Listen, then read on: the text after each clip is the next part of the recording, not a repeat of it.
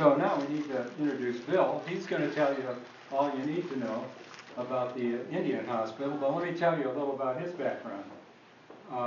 He looks very young, I think. Maybe I'm just getting to look a lot older, but he's spent over 40 years doing historical, anthropological, and archaeological research in support of preservation projects here, mainly in New Mexico. He received his undergraduate degree in anthropology from the University of Arizona, and then got his master's degree at the University of Chicago, which really impresses me. I learned a little bit about the University of Chicago a couple of years ago, and it is an incredibly rigorous academic environment, and he'll confirm that for you, I'm sure. There's something that's said about the University of Chicago, and that is the place where fun goes to die. It's a tough school, but it's impressive. So anybody who got a master's degree from there is great. Then Bill also came back in time and got his Ph.D. here at the University of New Mexico. He's had a pretty varied career, working for the Arizona State Museum and for the Pueblo of Zuni, which must have been really a pretty interesting experience. I spent time doing photography on the Zuni Pueblo, and interesting people, very nice people too, I found. He's also worked in the private sector as a senior cultural historian for Van Sitter's, historic preservation, and later as a consulting historian for the city of Albuquerque, where he completed several projects pertaining to the city's 20th century development. Bill also served in the city's Landmark and Urban Conservation Commission for 8 years, beginning in 2001, and for 2 of those years he was the chairman. So he's got really a significant background, an impressive background in writing as well, which includes an ethnohistory of Black Rock, a Zuni cultural landscape, and the meaning of place, published by the University of Mississippi Press, and many other things. So I know you want to hear them, so I probably said enough. So Bill, it's all yours. Thank you, Richard. Well, thank you all for coming today and sharing this talk with me. What's an HAI talk without a Nancy Tucker postcard, right? I mean, you know, it's required. Anyway, this beautiful postcard was offered to me by Nancy to use, along with several other photographs that you'll see in the talk. Also, I want to thank Diane Schaller for scoping out all the newspaper articles that pertain to this building that she could find in local papers and stuff. It was very interesting to see that. A lot of the material that you'll be hearing today came from Susan DeWitt. Some of you may remember her. In 1981, she did a National Register nomination for this building that never went through. However, she was the last person to really see the architecture in this form before the addition came out. So she has some wonderful descriptions of some of the architectural details. In 2006, Van Sitter's Historic Preservation, where I was working at the time, did a preservation plan for this building, and there was also additional work done at that time to try and maintain as many of the character-defining features of the building as possible. My own personal relationship with this building was that I worked for 17 years for the Indian Health Service, and in fact had an office, not in this building, but one of the other buildings we talked about for several years. So I became quite familiar not only with this building, this property, but also the ins and outs of what happened to it in 1982 when they put the outpatient clinic on the front of it, and we'll talk more about that obviously later. So that's kind of all of the thank yous and kind of a little bit of background of my interest in the building. Get all these different things going here. First thing I want to do is look at the setting of where the building is located. It's 801 Vassar Northeast. Vassar being right here, and Lomas down at the bottom of the picture. As you can see, this is the original building here with the outpatient clinic sitting in front of it, built in 1982. It's a 7.5 acre campus with 6 buildings, original buildings set on the campus. 1, 2, 3, 4, 5, 6 back there. The addition in 1982, and just a few years ago they built a new building out here for healthcare offices.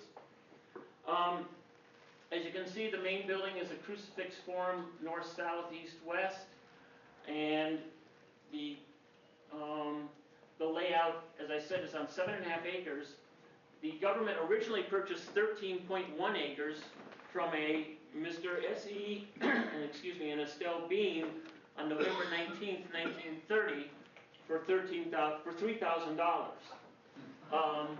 Subsequently, Bernalillo, 5.4 acres were deeded over to Bernalillo County for the Bernalillo County Albuquerque Indian Hospital that was proposed there.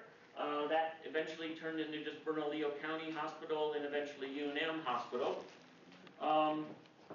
And then another small portion of land was lost when Lomas Boulevard was widened in 1960, and they added this entrance coming off of Lomas.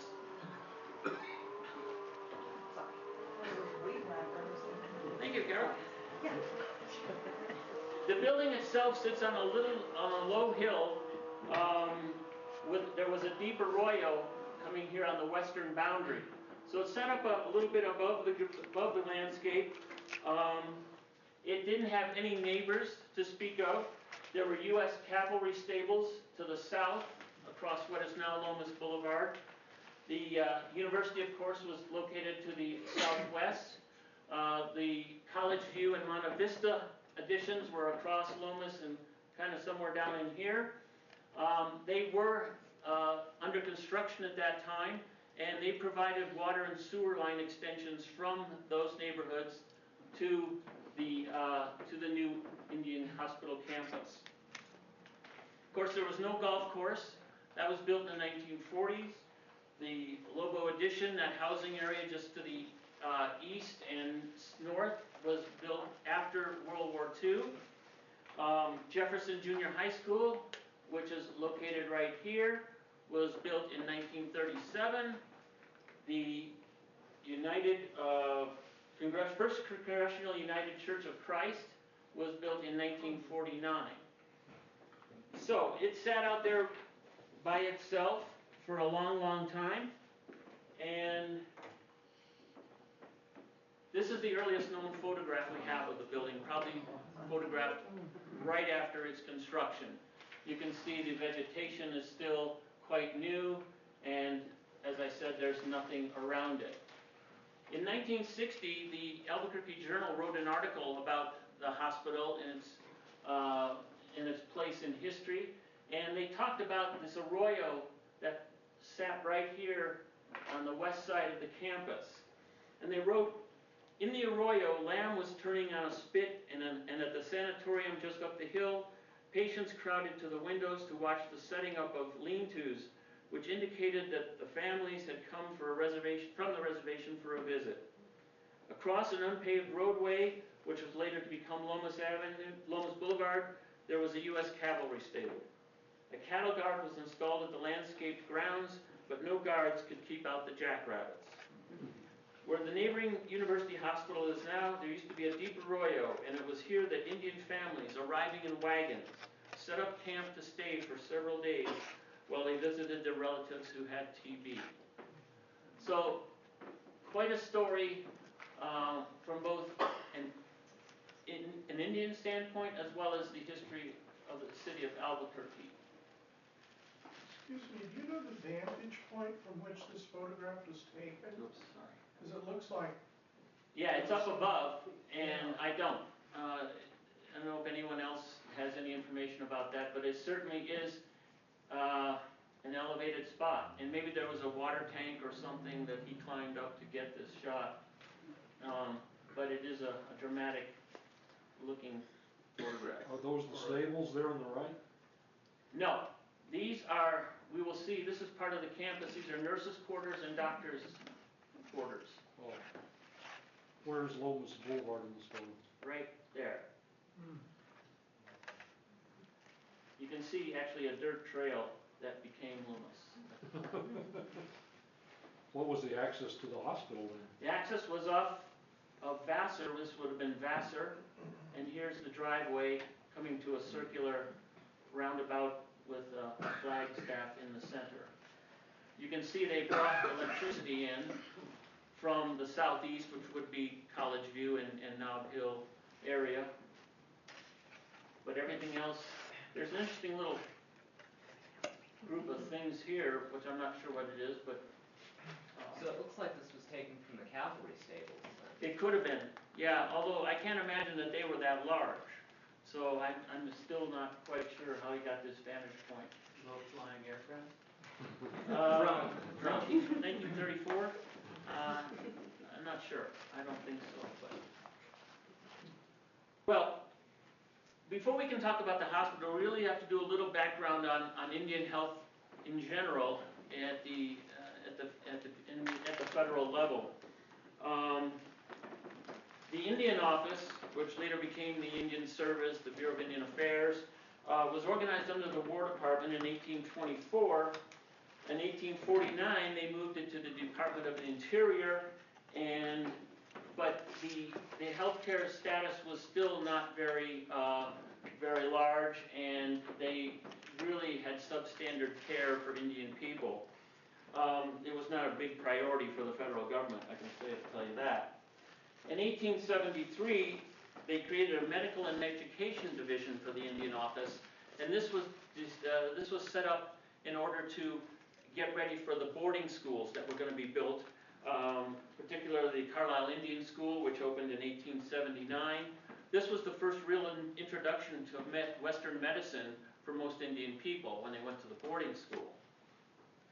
However, 20 years later, in the early 1900s, healthcare was still a real problem for Indian people, and they were still ravaged by many European diseases, such as TB and trachoma, especially.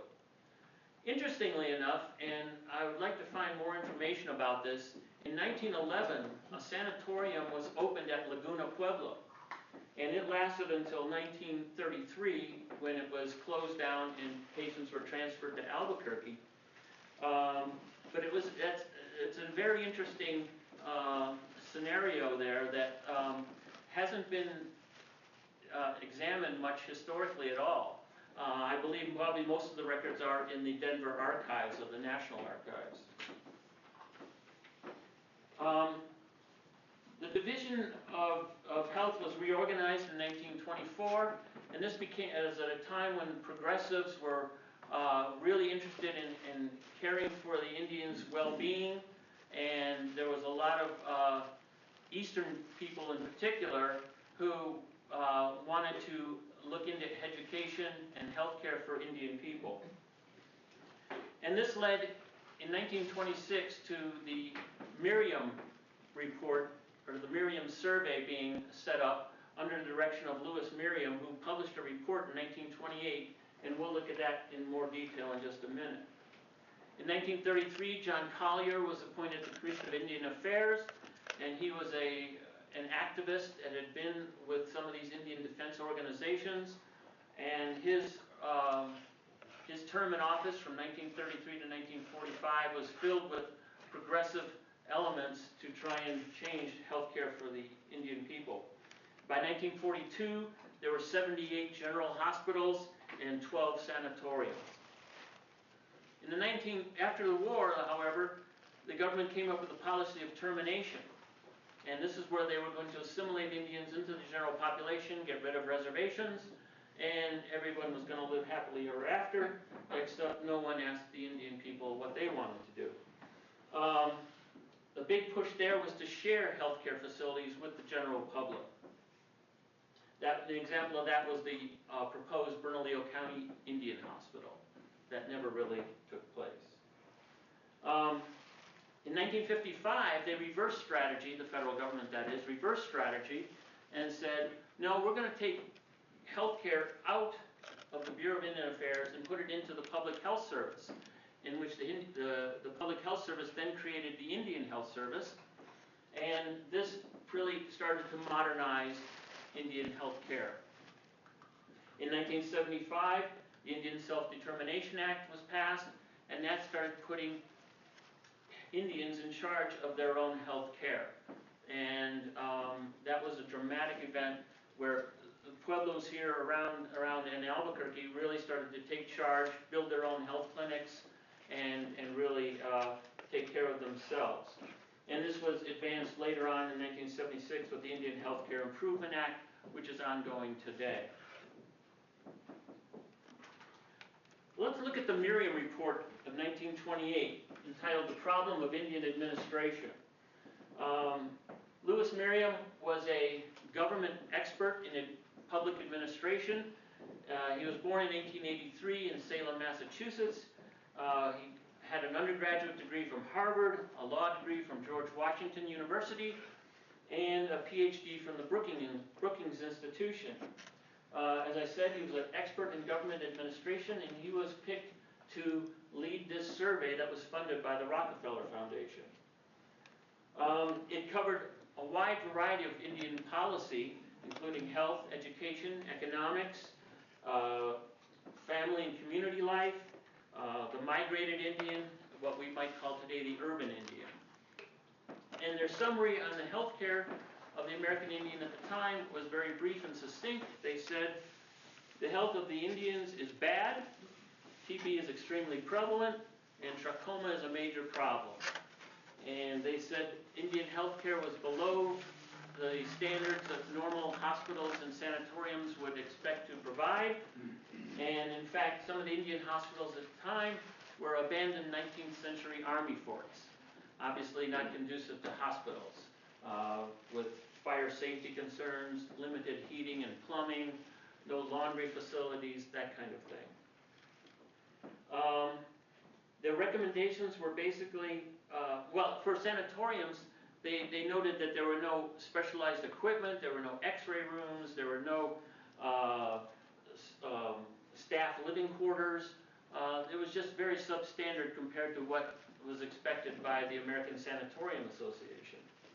The recommendations was for a well-rounded health and education program. They wanted new facilities, modern facilities, and better personnel.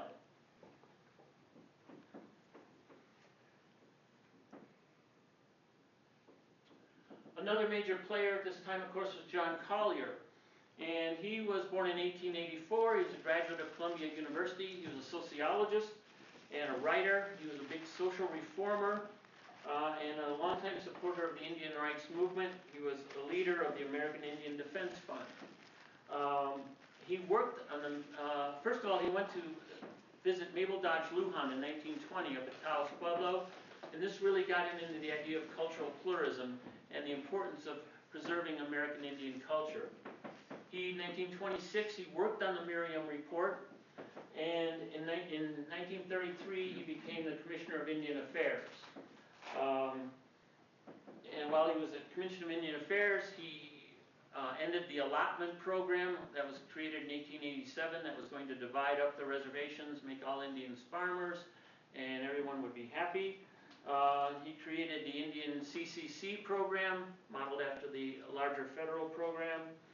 And he proposed ending boarding schools and promoted reservation day schools as well as public schools for Indian people.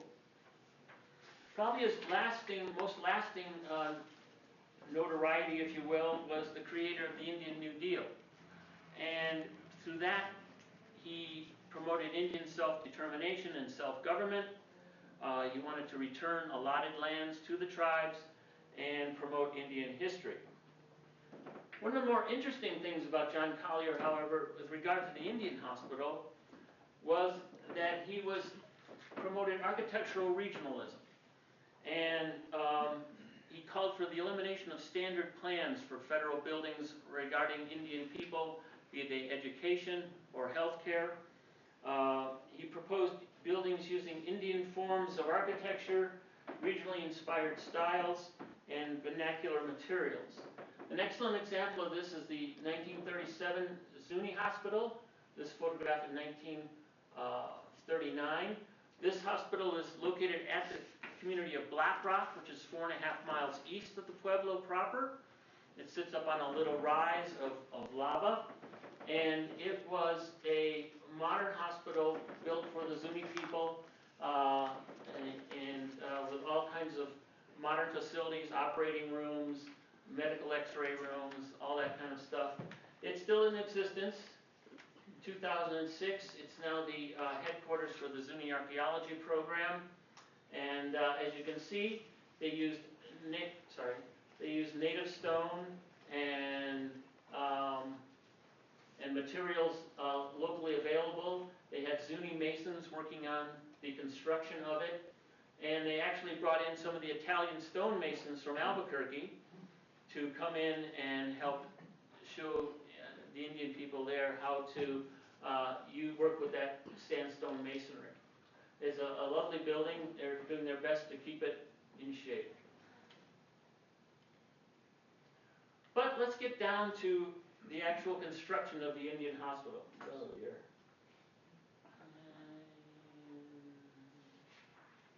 Let's see. Hit the space bar, maybe that'll wake it back up again. I think it just. Oh, there it goes. Yeah, thanks.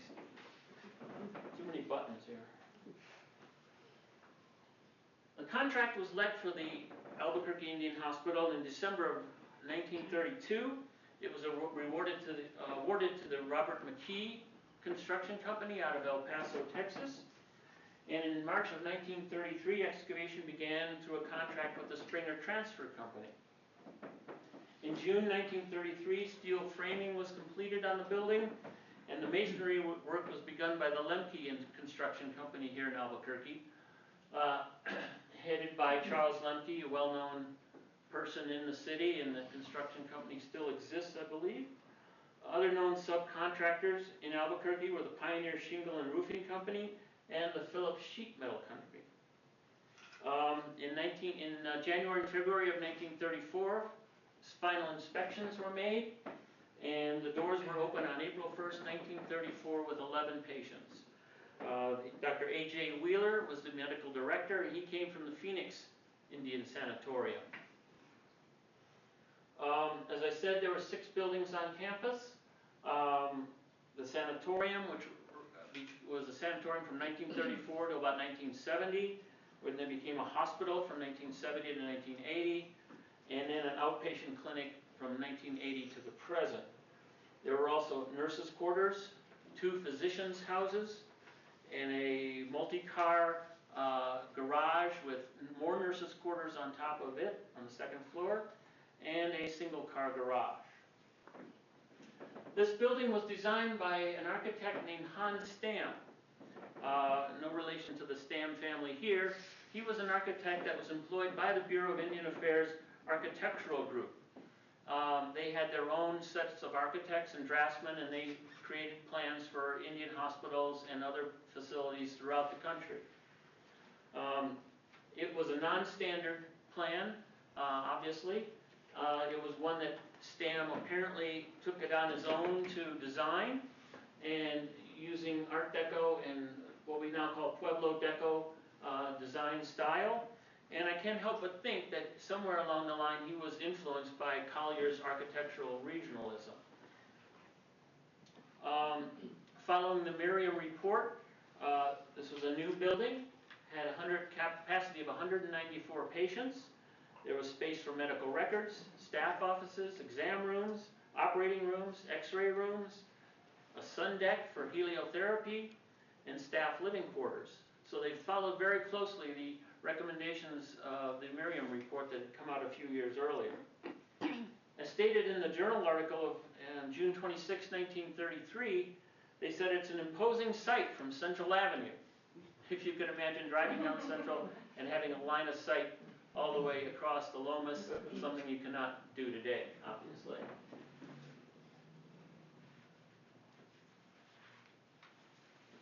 Well, it was a fairly normal construction operation as far as I could tell, based on the literature.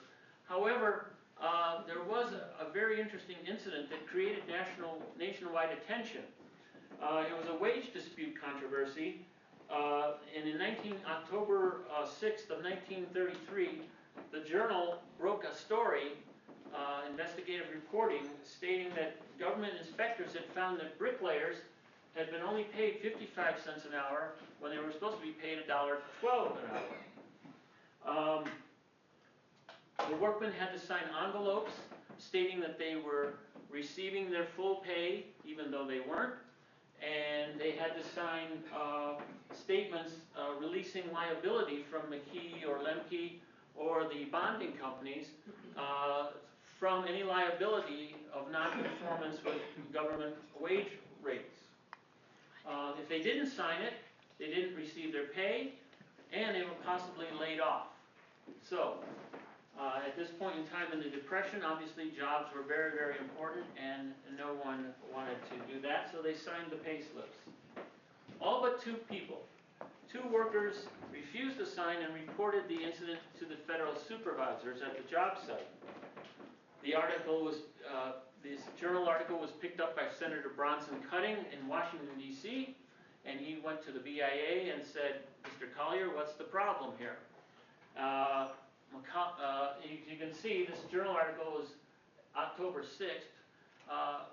Collier sent a letter to McKee and Lemke and said, if you don't have this corrected by October 10th, I'm going to shut you down and cancel the contract.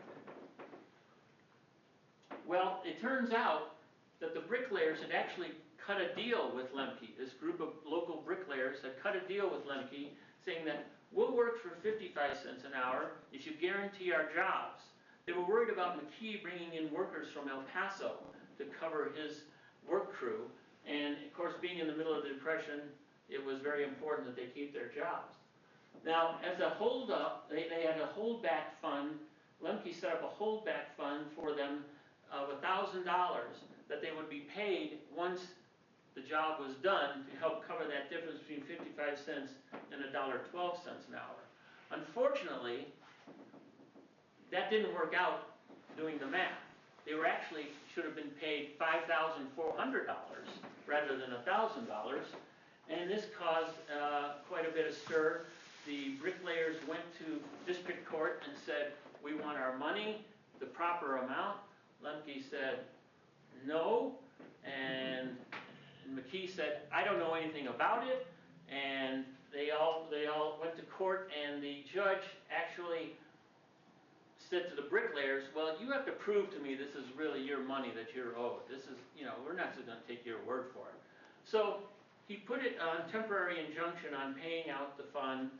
At the same time, Lemke sued McKee, McKee sued Lemke. It was all tied up into one lawsuit, and in the meantime, of course, the bricklayers started getting $1.12 an hour because the government said, do it or else you will be, the contract will be canceled.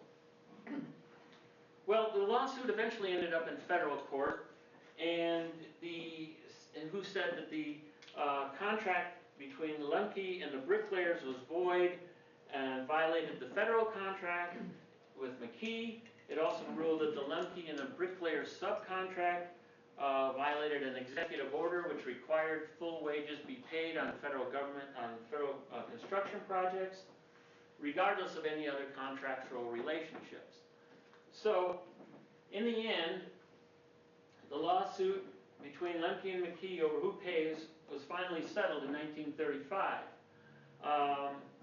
but the settlement was not disclosed in the paper. As you can imagine, this might have caused quite a stir for Charles Lemke's reputation, but apparently not. He became mayor of Albuquerque in 1935 to 1939. He was president of Rotary Club. He was on the board of regents for the UNM, and everyone kind of, I guess, just looked the other way.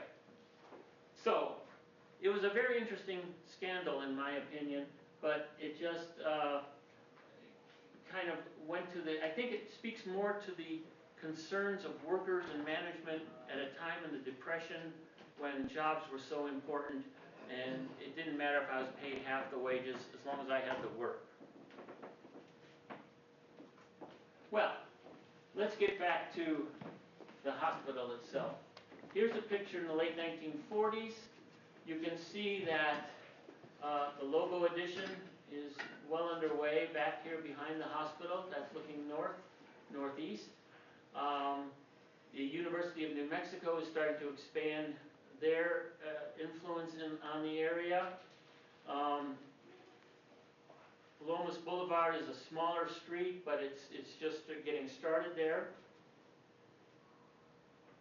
In the mid-1950s, this is one of my favorite photographs. This shows you the hospital at kind of its peak glory. You can see the circular drive with the flag in the center, flagpole. You can see how very much symmetrical this building is. The terracotta piers, creating a pyramid type of effect as the building goes up. It's a lovely building, and we'll talk more about this architecture in just a minute. Turf grass, the evergreen trees, the deciduous trees. The idea, of course, was to make a sanatorium a calm, restful place, plenty of sunshine, you walk around, get healthy, get better, and this campus certainly did that. Here you can see 1955. This Bernalillo County Hospital building has been built in 1952. You can see the lushness of the vegetation in front of the hospital. These wall of trees completely screening off Lomas Boulevard. Of course, the church has been built by now, and the logo addition is all filled in around to the north. The golf course would be over here, and we're starting to get some more university-type buildings on the south side of Lomas. Another Dick Kent photograph. This one in 1967, obviously in the winter or fall, maybe early spring. But you can see the development around the hospital now. You can also see that it's starting to get a little neglected.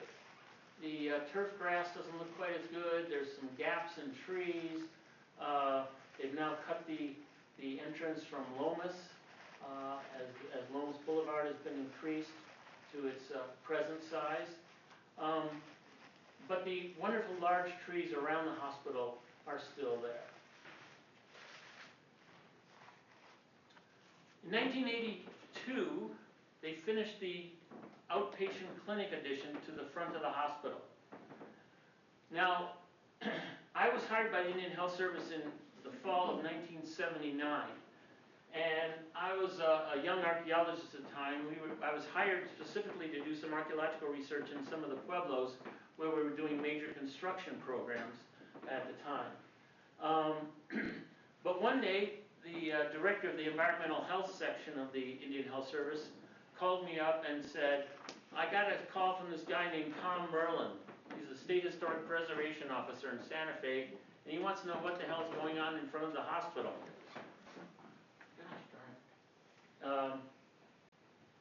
So they just started demolishing the stairs in front, and they're starting to set the piers for this building. And I said, I don't know anything about it. But I said, I'll find out. And I learned that the Indian Health Service had been planning this for several years. They had considered some other options for locating it. However, they finally chose to stick it on the front of the hospital, which for those of you who know historic preservation rules, that's like the biggest no-no you can do. You set it to the side, you set it in the back, you try to do something to maintain the original building's architectural quality.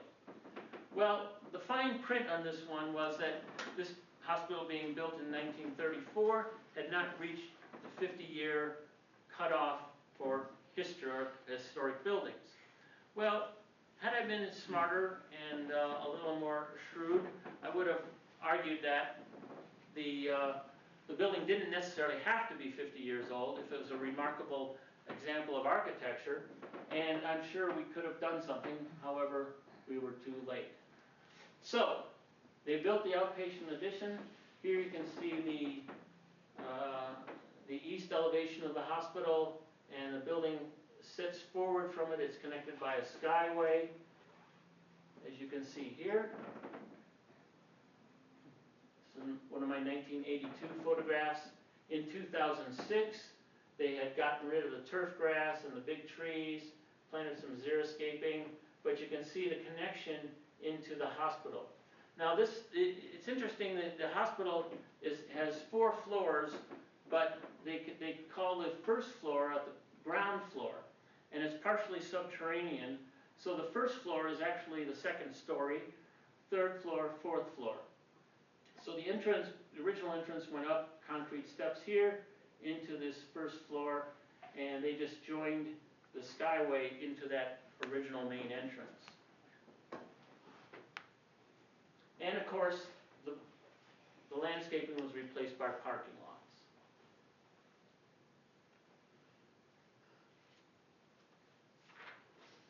The addition, by the way, was designed by Flato, Moore, Bryan and Associates, a well-known architectural firm here, Max Flato. You probably heard the name. It's quite well-known here in town. Okay, so let's talk about the design of the building. The Art Deco movement, from which this building is an outgrowth, had a heart of popularity in the 1920s and 30s. It was kind of contemporaneous with the international and streamlined modern styles, and its popularity lasted about 10 years. And then people decided, it's okay, but we don't really want to pursue it any farther. It has had a big comeback in recent years in terms of its popularity.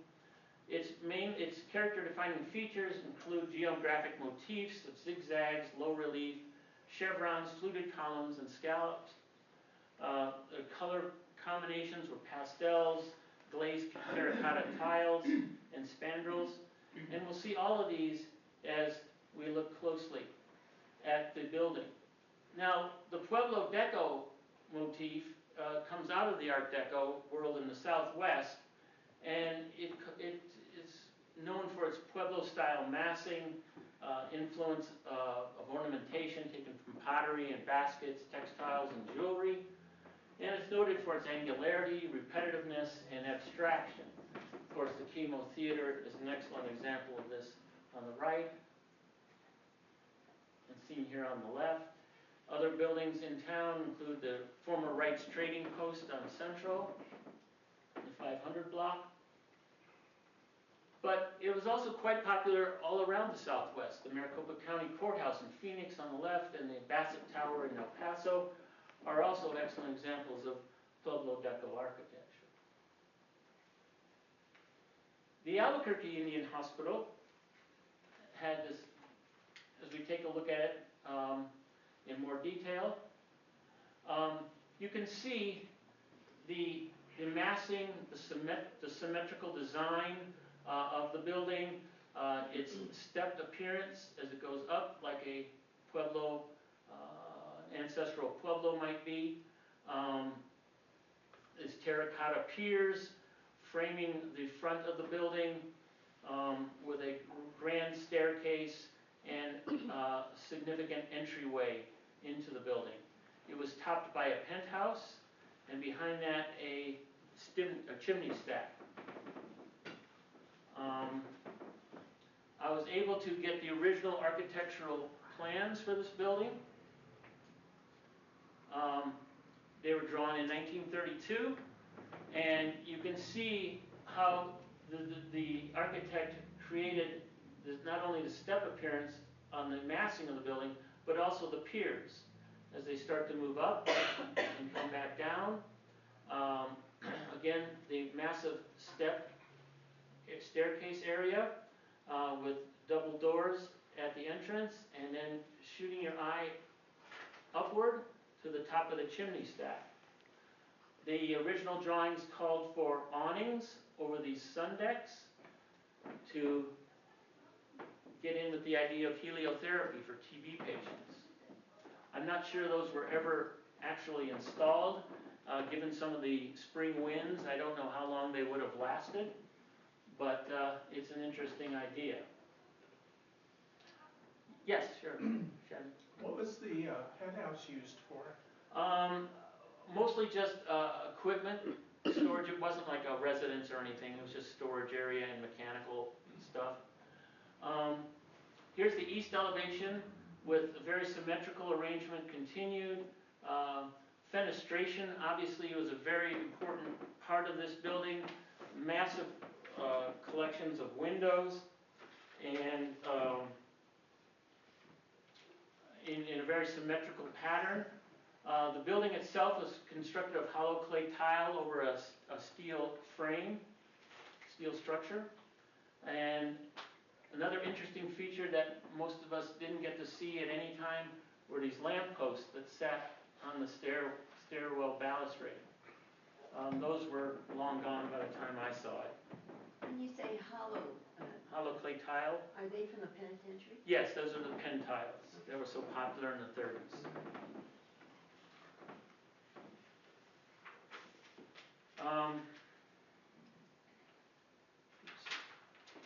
As we go around the building, the north elevation, you can see the massiveness of the chimney as it goes up. This is a service entrance into the kitchen, and this porte cochere was the ambulance bay. There was another road that went along the north boundary of the property and tied into the ambulance bay there. The west elevation, this is an elevation that's rarely seen anymore because of the Bernalillo County, the UNM hospital now, that sits so close to the boundary of this building. You can hardly squeeze in there to get photographs or even have a viewing of it.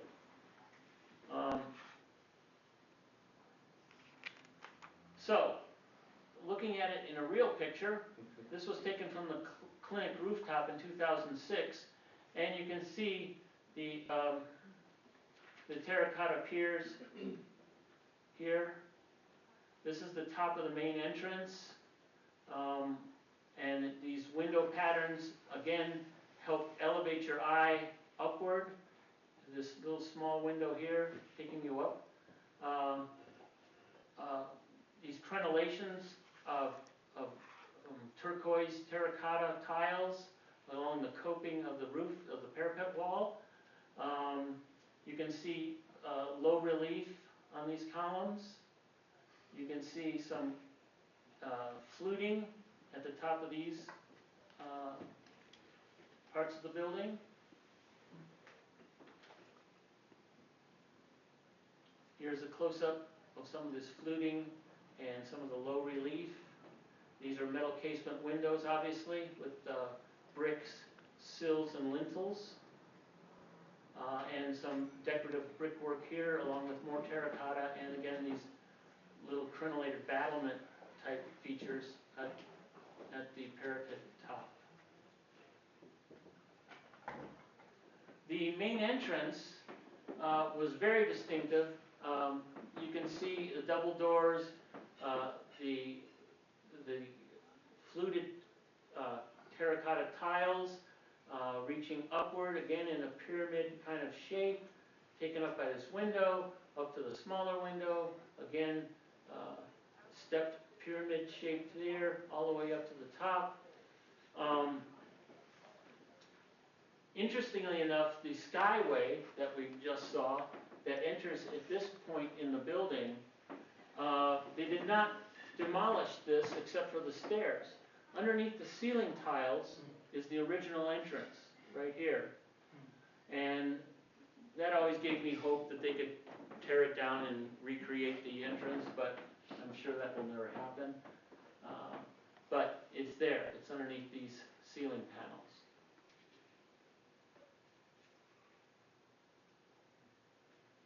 Here's above that facade again, looking at the smaller windows as it goes up.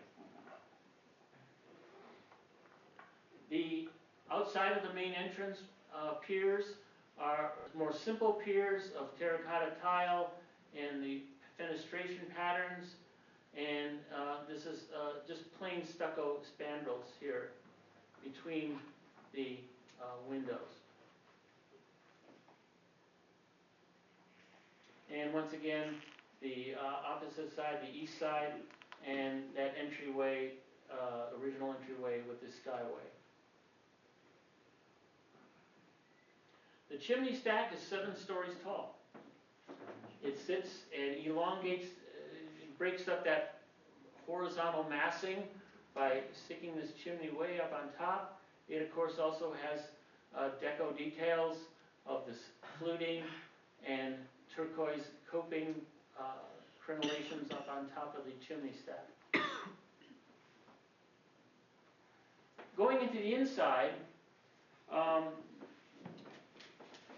we can see at the ground floor level was basically a work area. You had storage here and here. You had these specialized medical offices, laboratories here. This was the morgue, more medical storage here. Transformer mechanical system here. The laundry space was quite large, as was the boiler room and the refrigeration units to help keep this place cool. On the second floor, you see the entryway coming up into the lobby, and then you had office. Sorry about that.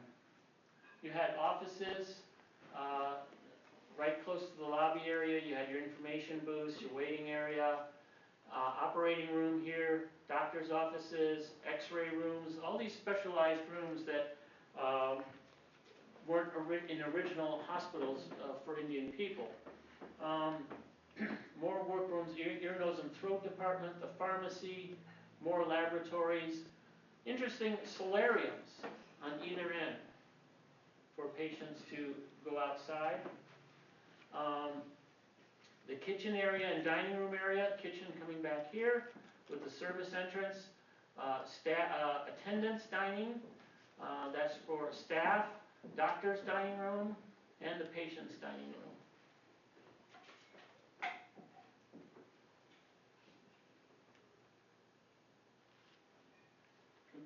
On the second floor were the wardrooms, and they were all laid out very similarly: wardroom, bathroom, wardroom, bathroom, wardroom, bathroom.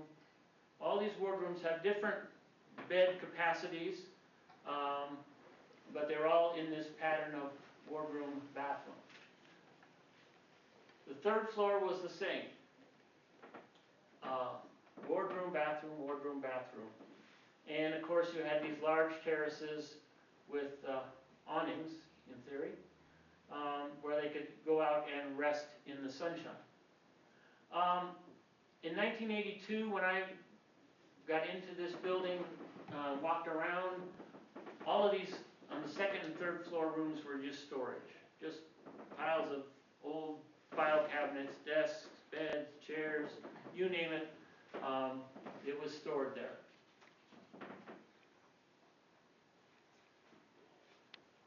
This is an interior detail of the lobby from the original drawings, and you can see they had well planned out ideas for decorative elements,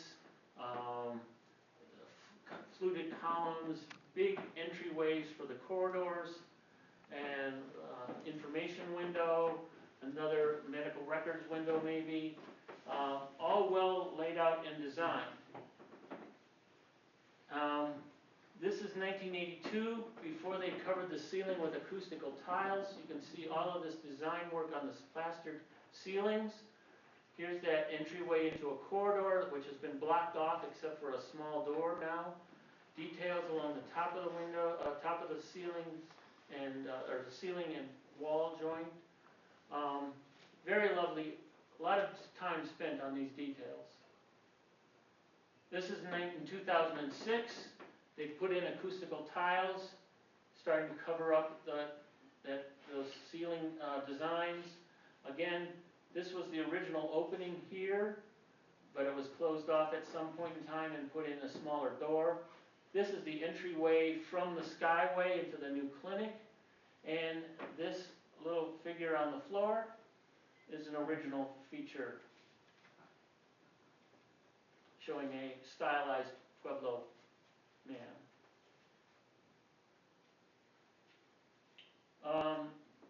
Another shot of the original interior. I think this might have been a set of chimes that had some meaning to staff on the floors.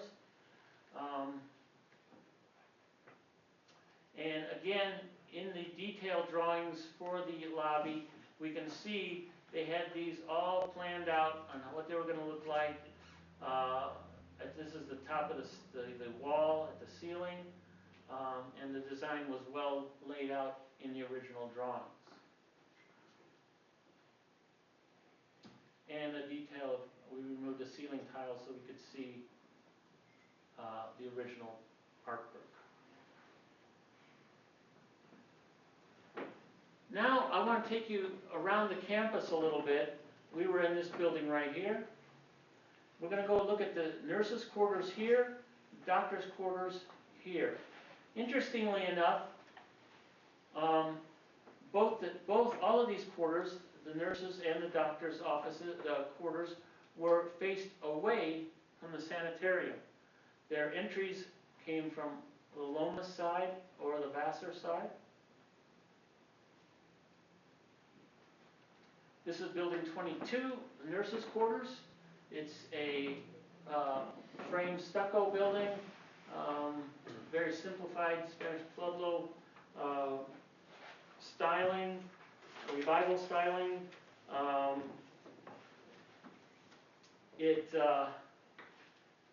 Again, its entryway was from the south, and it had a full basement in it that was entered from the outside on the north side of the building.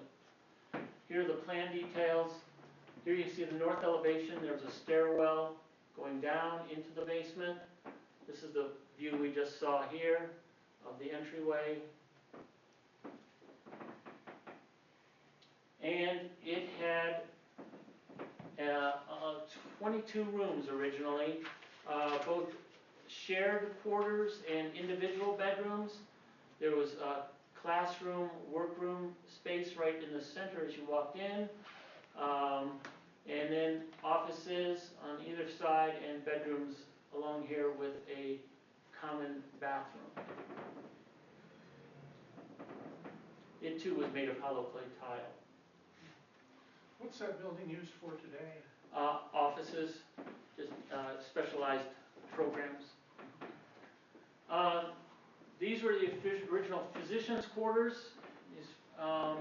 They also are offices now. They were both 3-bedroom plans in mirror image of each other, flipped. Building 23 here had a front entry with a small porch, steel casement windows, a little porch here that was enclosed at least by 1939. We have photographs of it as enclosed in 1939. There was a garage, single car garage back here, and this is the floor plan. You walked in, a living room, dining room. Here's that porch, kitchen, 3 bedrooms, and the garage, and steps down to the basement. The other physician quarters, just reversed in layout. This porch was also enclosed in 1990. Exterior chimneys on both buildings. And as you can see, it's just flipped around into the living room, dining room, kitchen, and the 3 bedrooms, and the garage here, and the porch off of this area. Now we're going to go up to the north side of the complex. As you can see, entry at Vassar here. They also had another entry here at the north end that swung around the outside and then came through this. This is the porte cochere for the ambulance bay. We're going to be looking at this building right here that's underneath this label and the little building right there. This is building 25. It's an original garage on the bottom floor and nurses' quarters on the top floor. It was a single loaded corridor with you're entered here on the south side up a steep staircase and with bedrooms and a common bathroom. There was a porch, sitting porch on the outside of the second floor out here. This, you can see a fine little line right here. This was the original design. They added this in 1937 for more additional quarters and garage bays. Here's the north elevation. You can see this addition right here with the garage bays and the second story living quarters. When they built this addition, I used to work in this building, and before it was remodeled, this was a bathtub in this bathroom, along with 2 bedrooms. They knocked through the bathroom and had to build an exterior stairwell here for fire safety code. In the early 2000s, they replaced these metal casement windows with these instead, much to our chagrin, but what can you do? Here you can see the enclosed bays, former garage bays, put in with some double doors instead. And the plan drawings, again, this is before the addition. The addition would have gone on here. But you can see you came up steep stairs, bedroom, bedroom, common bathroom, bedroom, bedroom, kitchen, living area, another living area on this end, and the porch. They added 2 more bedrooms here, another kitchen, and bathroom there. Finally, is building 26. It's a little single-car garage, just off to the quarters that we just saw. It would be over here, and the hospital facing this way over here. Just a simple little single-car garage, perhaps for the ambulance.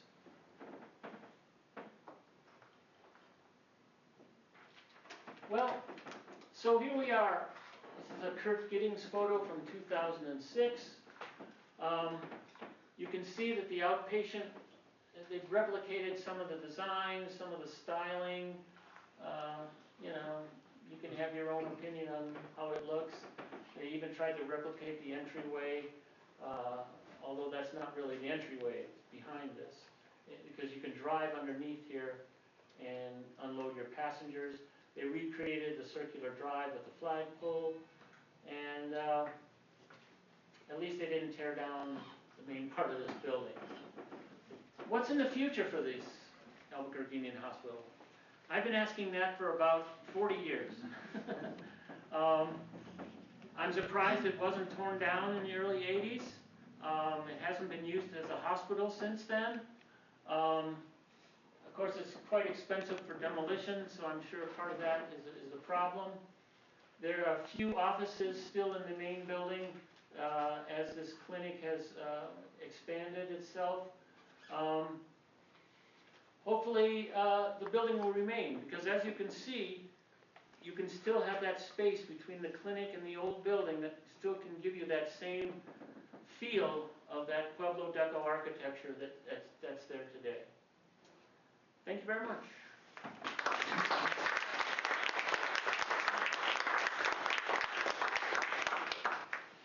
Any questions for Bill?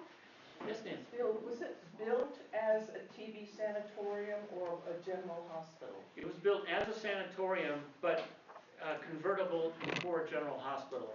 That's why the operating room is there, for example. They saw it as a dual purpose in the bigger picture. Yes, Mary Ellen?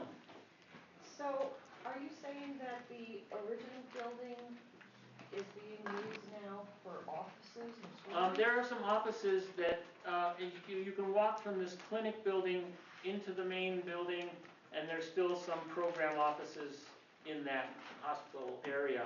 But none of the ward rooms, like none of the rooms to the north in that north-south wing, or the second, third floors, there's nothing there that's of use. Bill, if you wanted to just visit the building, is that possible? You can walk in? You could walk in to the clinic building, this front building, go up the stairs, and you can walk into that lobby. At least that you could a few years ago. I'm assuming the access is still the same. There are guards there that might look at you funny, but I'm sure you could talk your way into it. The medical director is on site if there was, you wanted to try and get permission to do something there. They might be amenable. It's a little tricky for photographs because of the Patient Privacy Act. You can't catch people in the picture who are at the hospital. And that was a tricky part of getting some of those photographs later on. Well, thank you all.